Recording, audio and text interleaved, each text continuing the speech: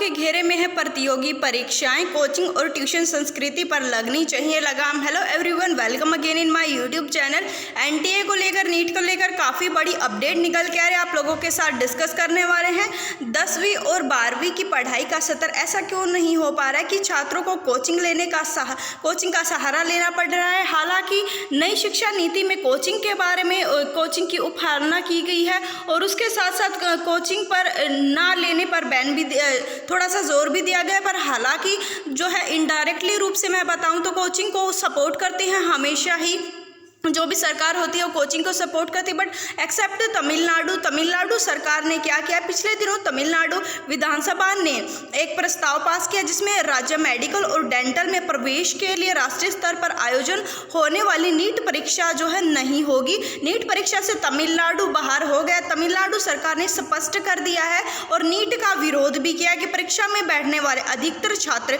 शहरी क्षेत्रों से आते हैं और वो जब डॉक्टर बनते हैं तो ग्रामीणों में नहीं जाते हैं और आनाकानी करते हैं। तमिलनाडु में नीट के असर का अध्ययन करने के लिए एक कमेटी भी बनाई गई है जो कि निरीक्षण करने वाली कि ग्रामीण क्षेत्रों में डॉक्टरों की संख्या गिर रही है या फिर क्या स्तर है। इस कमेटी का यह भी कहना है कि अगले कुछ साल और नीट की व्यवस्था ऐसे ही लागू रही तो स्वास्थ्य ढांचा चरमरा जाएगा। ग्रामीण इलाकों के सरकारी अस्पतालों के लिए डॉक्टर कम पड़ जाएंगे।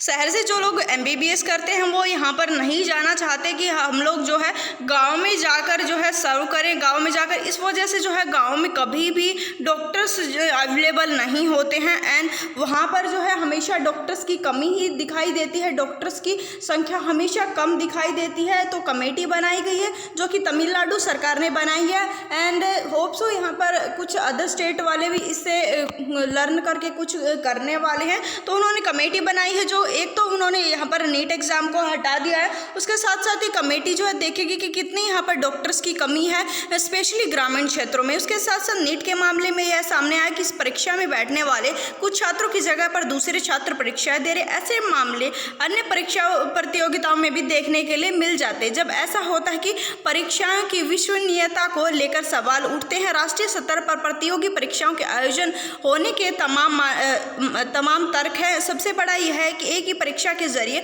छात्रों को देश भर में कॉलेज में दाखिला मिल जाता है और उन्हें परीक्षा अलग अलग नहीं देनी पड़ती है, तो ये एक बेनिफिट है। उसके साथ साथ संसाधन नहीं जा पाता, लेकिन इन परीक्षाओं में जिस तरह अनुसूचित साधनों का इस्तेमाल बढ़ रहा है, प्रश्न पत्र लीक हो रहे, वह ठीक नहीं है। तो हर चीज़ का कि डिसएडवांटेज एंड एडवांटेज भी होता है, हमें देखने के लिए मिलता है। हर कोई चीज़ यहाँ पर एडवांटेज के साथ डिसएडवांटेज साथ में फ्री में आती है, तो ऐसे ही यहाँ पर बताया गया है। उसके साथ साथ जो है आप लोगों को जैसे पता है कि जब से एनटीए वर्किंग में आया है, जब से एनटीए आया है, एक ऑटोनोमस बॉडी आया है, तब से हर पेपर लीक हो रहा है। जेईई में स्कैम देखने के लिए मिल रहा है, नीट एग्जाम पेपर लीक हो रहा है। हालांकि अभी पता लगा है बट लास्ट ईयर भी हुए थे, कभी यहाँ पर इतना ओपनली डिस्कस नहीं हुआ है टॉपिक। अपने देश में इंजीनियरिंग हो या फिर मेडिकल हो, इनमें 10वीं 12वीं में पढ़ने वाले छात्रों की तुलना में जो मेडिकल कॉलेजेस में सीट होती हैं वो बहुत ही ज़्यादा कम होती हैं।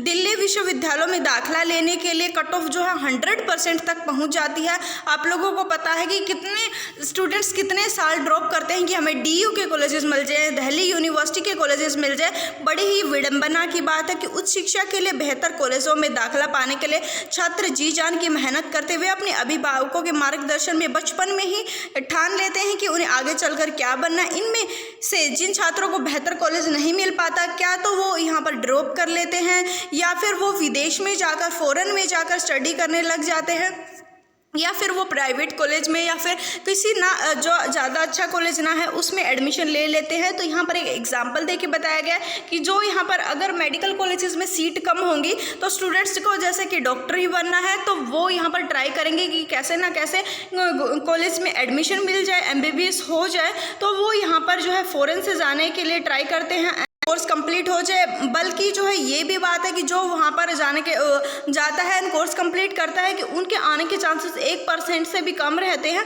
वो वहीं पर अपनी नौकरियाँ फिर बिजनेस स्टार्ट कर देते हैं। ये स्थिति हाल फिलहाल बढ़ती जा रही। इस वजह से जो है इंडिया में डॉक्टर्स की काफ़ी ज़्यादा कमी भी हमें देखने के लिए मिल जाती है। इंडिया में जो है काफ़ी डॉक्टर्स इसी वजह से, एक तो लेस स्टाफ को इंडिया में अंडर पे किया जाता है, कम पे किया जाता है। उसके साथ साथ जितना वो वर्क करते हैं उसके कंपैरिजन में काफ़ी कम पे किया जाता है। उसके साथ साथ lack of such an medical facilities, यहाँ पर फैसिलिटीज़ भी इतनी अच्छी नहीं है, उसके साथ साथ ज़्यादा स्कोप भी नहीं है। मतलब यहाँ पर आप लोग खुद डिसाइड कर सकते हैं कि कितना बड़ा स्टेट होता है, उसमें से मुश्किल से मैक्सिमम 100 या फिर 200 मैक्सिमम यहाँ पर सीट हमें देखने के लिए मिल जाती है। तो यहाँ पर ये तो कंप्लीट स्टेट में से इतने कम बच्चों को सेलेक्ट करना यहाँ पर बहुत ही ज़्यादा मुश्किल हो जाता है। तो कट ऑफ बहुत ही ज़्यादा हाई रहती है, इस वजह से ही अपने देश में स्कोप नहीं मिल पाने की वजह से फॉरेन में शिफ्ट होते हैं। तो इसी को लेकर तमिलनाडु सरकार ने ये कंप्लीट डिस्कस किया था, ऑफिशियल अपडेट थी, हमने आप लोगों के साथ डिस्कस कर लिया। अगर आप लोगों को तमिलनाडु सरकार की बात ये जायज़ लगती है तो आप लोगों को कमेंट सेक्शन में मेंशन करना चाहिए। उसके साथ साथ आप लोग क्या सोचते हैं कि एनटीए को यहाँ पर हटाना चाहिए या फिर ऑटोनोमस बॉडी को सेम ही यहाँ पर नेक्स्ट ईयर्स में लागू करना चाहिए? अपनी राय ज़रूर बताइएगा। मिलेंगे नेक्स्ट न्यू अपडेट के साथ। Thank you.